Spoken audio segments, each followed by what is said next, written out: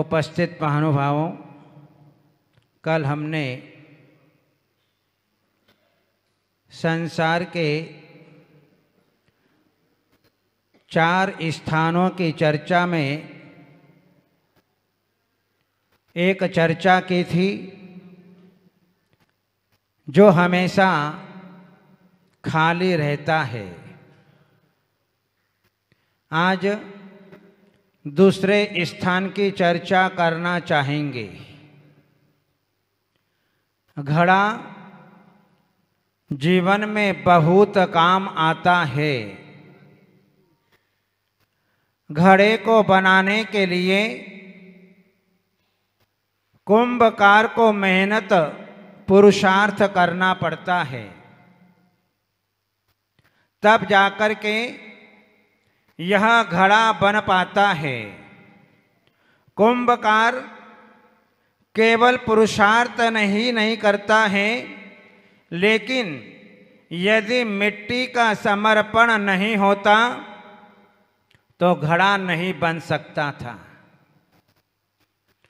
घड़े ने, मिट्टी ने अपने आप को कुंभकार के हाथ में समर्पण किया तो आज उसकी कीमत बढ़ गई और वह घड़ा हमारे दैनिक जीवन में, हमारे लौकिक जीवन में, हमारे धार्मिक जीवन में सर्वत्र वह उपयोग में आया करता है। एक दिन वो था कि इस घड़े को बड़ी बड़ी सेठानियां, बड़ी बड़ी महारानियां अपने मस्तक पर उठाया करती थी जल लाने के लिए। और यदि ये मिट्टी से भरा हुआ कलश, घड़ा यदि हमें सामने मिल जाता था तो हमारे सारे कार्य अपने आप सिद्ध हो जाया करते थे। घड़ा अनेक प्रकार का है। जल का घड़ा, दूध का घड़ा, दही का घड़ा, छाछ का घड़ा, और किसका घड़ा होता है? हैं? रत्नों का घड़ा, हीरे माणिक मोती का घड़ा, और किसका घड़ा? पुण्य का घड़ा और पाप का घड़ा, और शादी का घड़ा, धन का घड़ा। कितने प्रकार के घड़े हैं। आजकल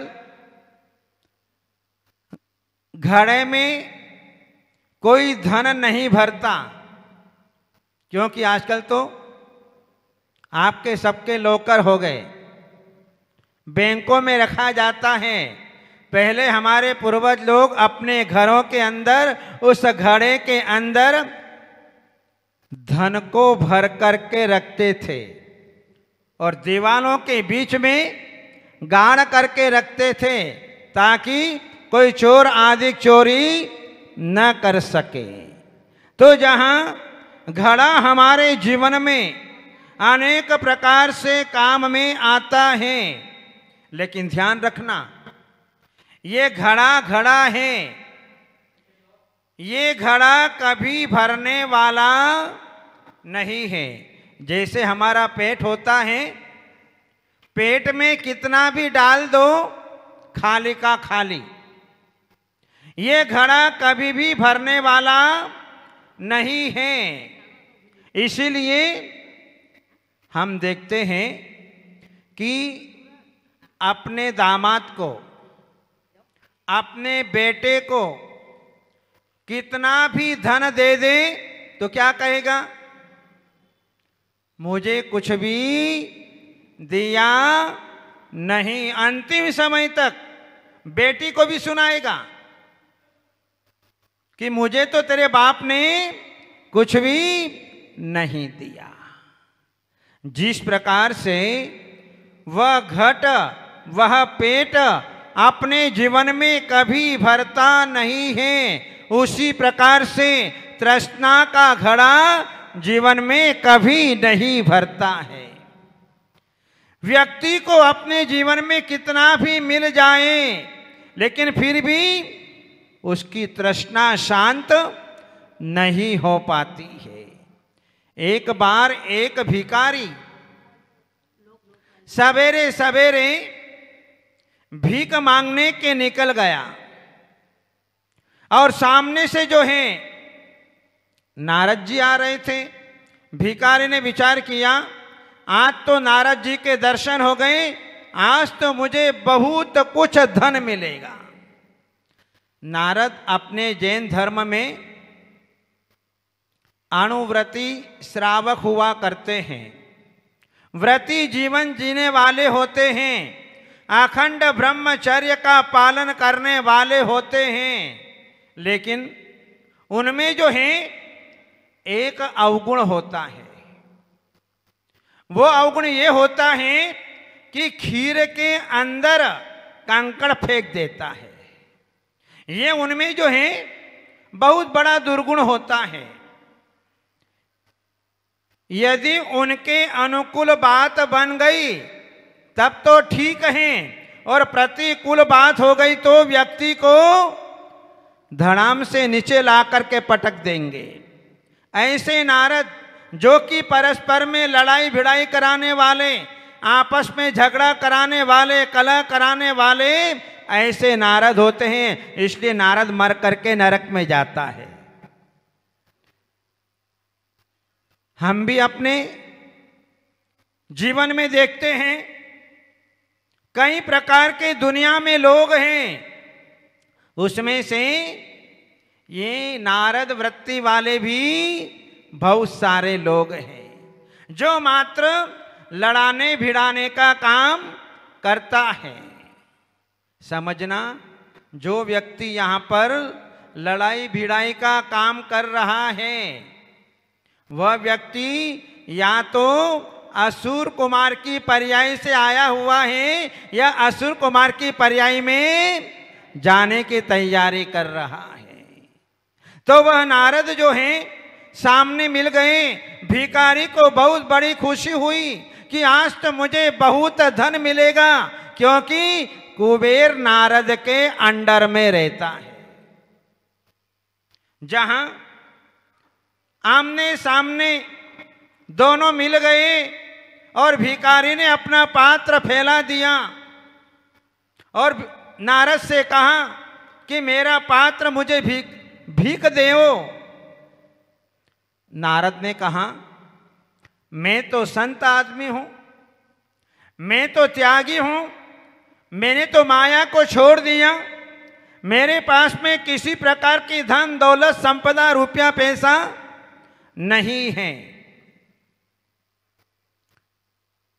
भिखारी ने कहा, नहीं नहीं, आपके पास में बहुत कुछ है, मेरा पात्र भर दो।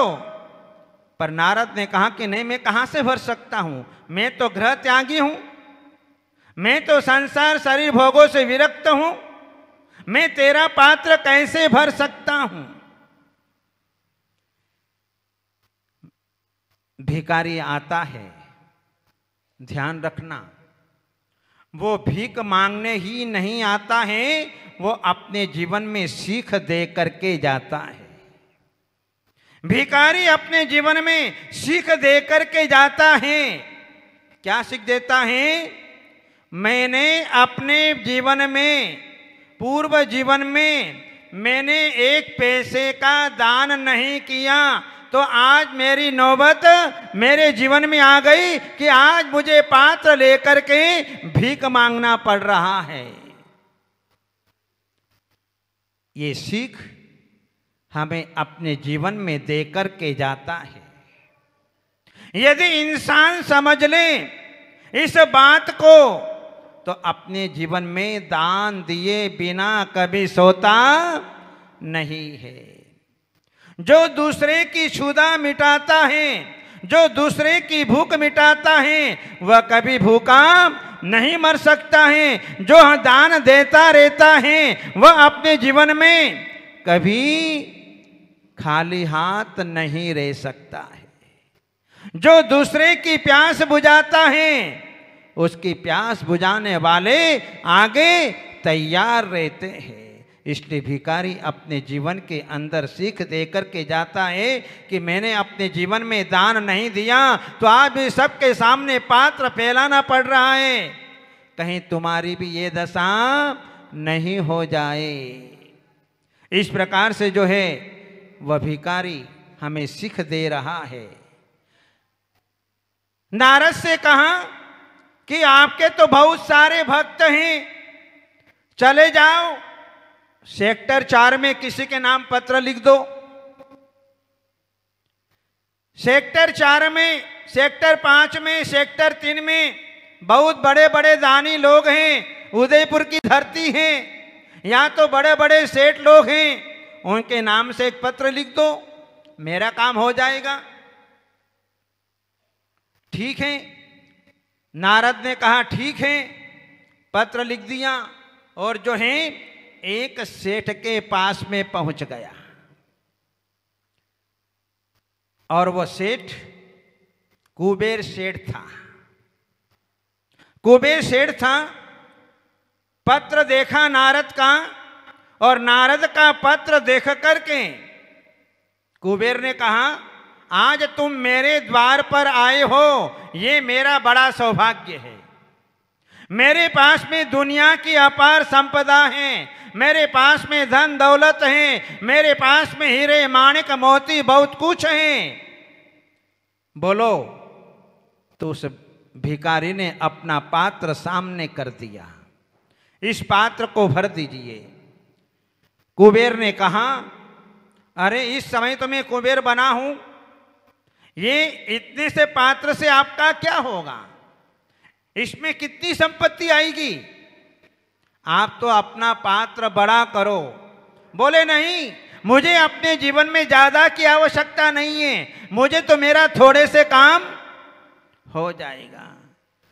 कुबेर ने कहा नहीं नहीं, आप तो जो चाहिए सो मांग लो, अभी आपको अच्छा अवसर मिला है। यदि अवसर हाथ से निकल गया तो फिर कहीं पर भी आपको भीख नहीं मिलने वाली है।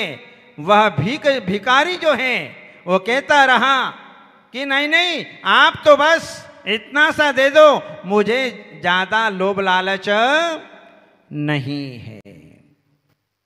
और जो है वह कुबेर उस पात्र के अंदर द्रव्य डालता गया। पहले तो सिक्के डाल दिए, सिक्के डाल दिए, नोट डाल दिए, हीरे माणिक मोती डाल दिया, सोना चांदी डाल दिया।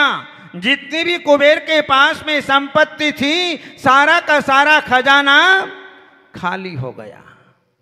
कुबेर विचार करने लगा कि आज मेरा खजाना खाली हो गया। इतने में नारद आ गए और कुबेर ने नारद से कहा कि आज तो अपना खजाना पूरा खाली हो गया, क्या मामला है। तो भिखारी से कहा नारद ने, कहीं तुम्हारे पात्र के नीचे छेद तो नहीं है जो सीधा मनुष्य लोक में द्रव्य पहुंच गया हो। भिखारी ने कहा आप देख लो ये पात्र। पर नारद जी ने कहा कि हम पात्र को छूते नहीं हैं। उस भिखारी ने जो है उस पात्र को दिखाया और दिखाते दिखाते जो है जब देखा नारद ने उस पात्र को, ओहो बात ये है, वो पात्र नहीं था, वो मनुष्य की खोपड़ी थी। और मनुष्य की खोपड़ी होने के कारण जो है सारा द्रव्य जो है, सारा विश्व समाहित है मनुष्य की खोपड़ी के अंदर। जितना भी डालते चले जाते उतना उतना कम पड़ता। हम भी अपने जीवन में देखते हैं, हम रोज 12 भावना पढ़ते ना, दाम बिना निर्धन दुखी, तृष्णा वश धनवान, कहूँ न सुख संसार में, सब जग देखियो छान। दाम के बिना निर्धन व्यक्ति दुखी दिखाई देता है, लेकिन धनवान, लोग मानते कि धनवान बहुत सुखी हैं। भरत चक्रवर्ती कितना सुखी था, तीर्थंकर जैसे महापुरुष कितने सुखी थे, लेकिन तृष्णावश धनवान भी सुखी नहीं दिखाई देता है। हमें लगता है कि चक्रवर्ती के पास में बहुत बड़ी संपदाएं हैं, लेकिन चक्रवर्ती भी सुखी नहीं है, राजा महाराजा भी सुखी नहीं है। जब उनके पास में रहें तो पता चलता है कि इनके जीवन में क्या दुख है। इसलिए धनवान व्यक्ति भी तृष्णा के वशीभूत हो जाया करता है। जिस व्यक्ति के पास में 10 रुपया है, वो 100 की इच्छा करता है कि मुझे 100 मिल जाए तो बहुत अच्छा, और 100 वाला चाहता है कि मुझे 1000 मिल जाए और बढ़िया हो जाएगा। 1000 वाला चाहता है कि मुझे 1,00,000 मिल जाए तो और बढ़िया हो जाएगा, और 1,00,000 वाला चाहता है कि मैं करोड़पति अरबपति बन जाऊं, और अरबपति खरबपति बनना चाहता है। तृष्णावश धनवान, जैसे जैसे व्यक्ति के पास में धन दौलत बढ़ती चली जाती है, संपदा बढ़ती चली जाती है, उसके भीतर लोभ और बढ़ता चला जाता है। इसलिए कहा, कहूँ न सुख संसार में, सब जग देखियो छान। संसार मैंने देख लिया, लेकिन कहीं पर भी कोई भी व्यक्ति मुझे सुखी नजर नहीं आता। आप ताजुब करेंगे, जहां ऐसी बड़ी साधना ये दिगंबर संत इस वृद्धावस्था में, आज अपने से वृद्धावस्था में थोड़ा भी त्याग नहीं कर पाते, लेकिन इनको धन्य है, ये महापुरुष की श्रेणी में आने वाले, आज नहीं तो कल, और जो है अपने जीवन में एक दिन ये जो है निश्चित ही ये सिद्ध पद को प्राप्त करेंगे। इसलिए इन साधु संतों के माध्यम से अपने जीवन में कुछ सीख लेना, ये चातुर्मास कोरा का कोरा नहीं रह जाए। इस चातुर्मास में कुछ करना, अपने जीवन को आगे बढ़ाना, और अपने जीवन में जो है कुछ कल्याण का मार्ग प्राप्त करना। इसलिए जीवन में तृष्णा के वशीभूत मत होना, अपने जीवन में संतोष को धारण करना, और जो है संतोष के द्वारा अपने जीवन को यापन करते हुए मोक्ष मार्ग की ओर आगे बढ़ना। इस प्रकार से जो है हम अपने जीवन में साधु संतों के माध्यम से हम अपने जीवन को आगे बढ़ाएं और अपने जीवन में कल्याण करें। इन्हीं मंगलमय भावनाओं के साथ आप सबके लिए मंगलमय आशीर्वाद। बोले आदिनाथ भगवान की।